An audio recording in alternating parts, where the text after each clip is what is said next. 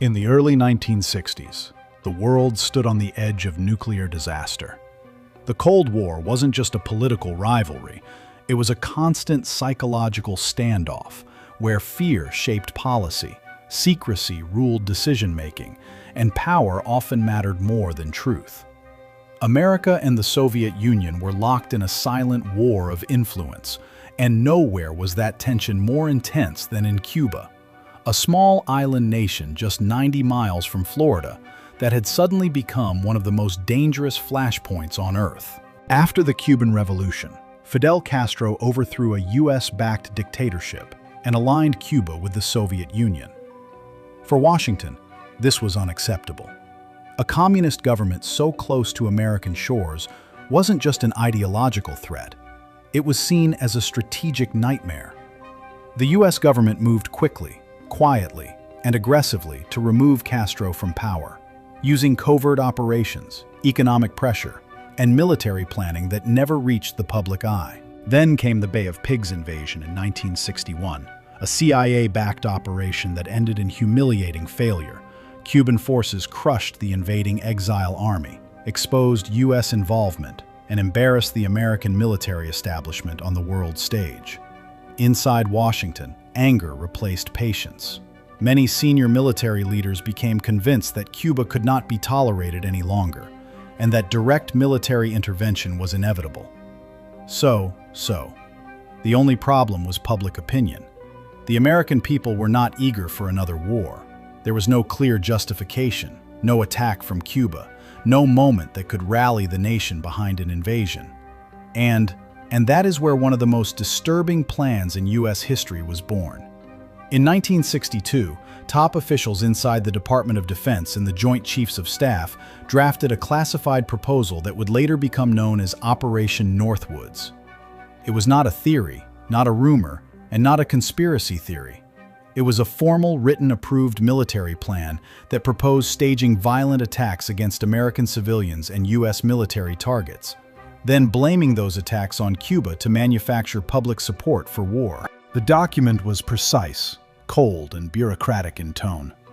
It spoke of casualties as public relations tools and media headlines as strategic assets. It did not ask whether such actions were moral. It assumed they were necessary. Operation Northwoods was designed to solve one problem: how to get the American people to demand a war that the military already wanted to fight against Cuba. At the heart of the plan was deception. Not deception aimed at foreign enemies, but deception aimed inward, at the American public itself.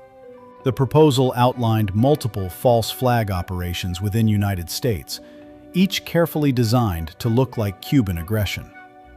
These were not symbolic gestures.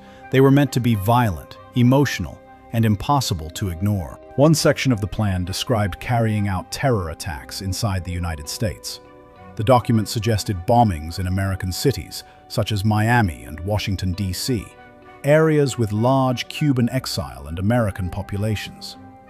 These attacks would injure and kill civilians, creating fear and outrage, while fabricated evidence would point directly to Cuban intelligence agents. The suffering of innocent people was not a side effect, it was the mechanism. Another part of the plan focused on Cuban refugees. The document proposed staging attacks on people who had already fled Castro's regime, turning victims of communism into tools of propaganda. In one chilling line, the plan suggested sinking a boatload of Cuban refugees en route to Florida, either for real or in a simulated operation. Then blaming the tragedy on the Cuban government. The human cost was acknowledged, but treated as acceptable. Perhaps the most disturbing proposals involved civilian airliners. Operation Northwoods outlined a plan to fake the destruction of a commercial airplane.